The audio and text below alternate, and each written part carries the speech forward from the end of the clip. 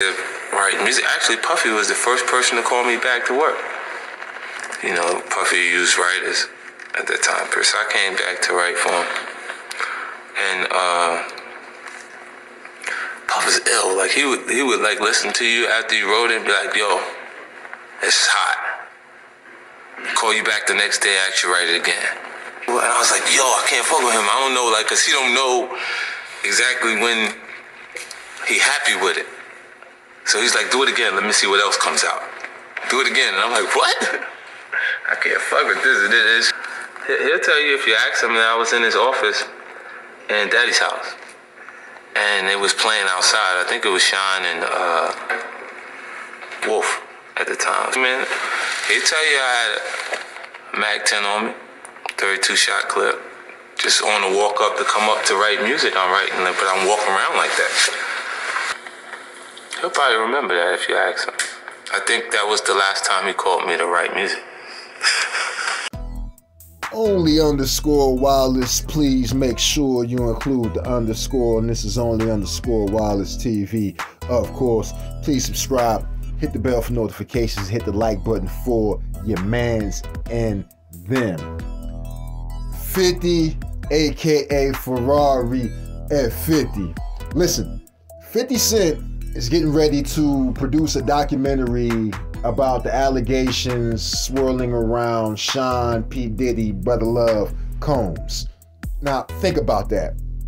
That's like Maxwell producing Surviving R. Kelly about R. Kelly. That's like 𝐥𝐤𝐤𝐤 producing a documentary about Miles Bridges. That's like Austin Reeves producing a documentary about Josh Giddey. Like, you understand? Like, that's kind of fucking weird. Like, why is he going that far? You know, who provoked this? Why is he doing this? What's the point of doing this? Where did they go wrong? Well, as you can see in that clip at the beginning of the video, 50 actually has a relationship with Diddy going back to the early 2000s. They go back about 22 years. More than that, actually. He wrote music for Diddy at one point. He even collaborated with Biggie posthumously. The song The Realest Niggas that was featured on the Bad Boys 2 soundtrack. And guess who else was on that soundtrack?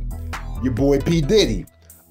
Diddy even presented an award to 50 at the 2003 MTV Awards. So they have a relationship, and at one point they were on good terms, but it all soured once Mason Betha entered the picture. And 50 can explain it to you better than I can.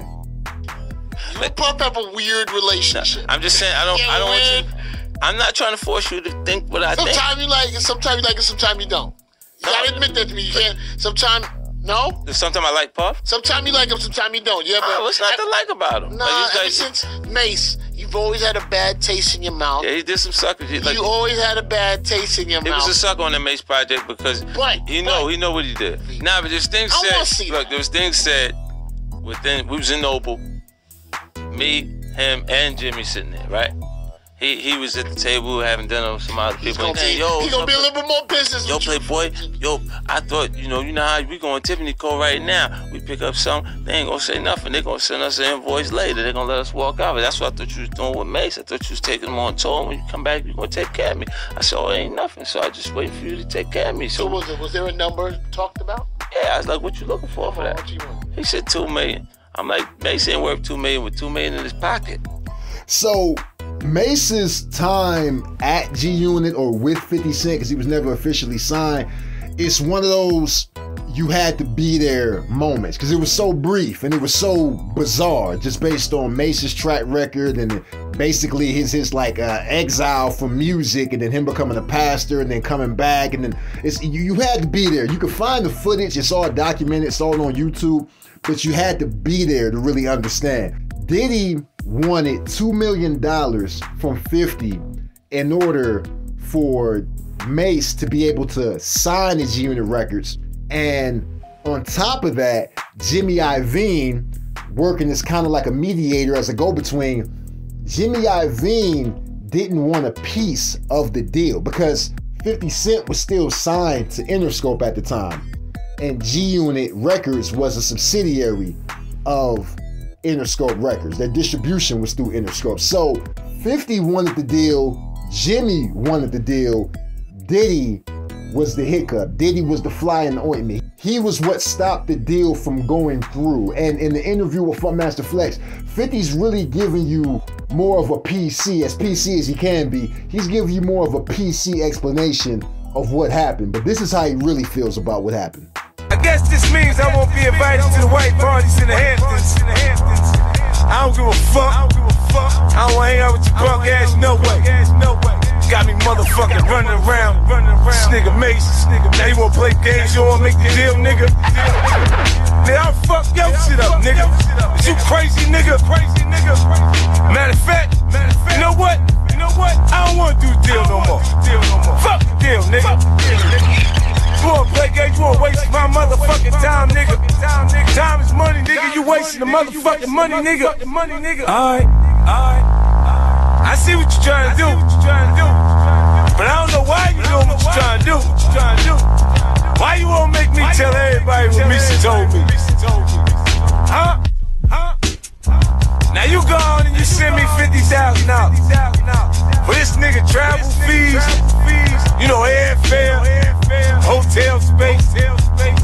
So, I wish I could give you a more diabolical reason or catalyst for the 50 versus Diddy beef, but sadly, predictably, it's just about some fucking money, man. 50 stood to make millions of dollars from the Mace deal, and that shit got torpedoed by Sean P. Diddy Combs, aka Brother Love. So now 50 pause is on Diddy's ass, and he's going to great lengths to publicly humiliate him and shame him and profit off of his pain. And he allegedly, apparently is going to use the proceeds from the documentary to compensate the victims. And then there's lots of victims. There's lots of weird shit swirling around. There's an Aaron Hall video swirling around. Like, it's looking bad for Diddy.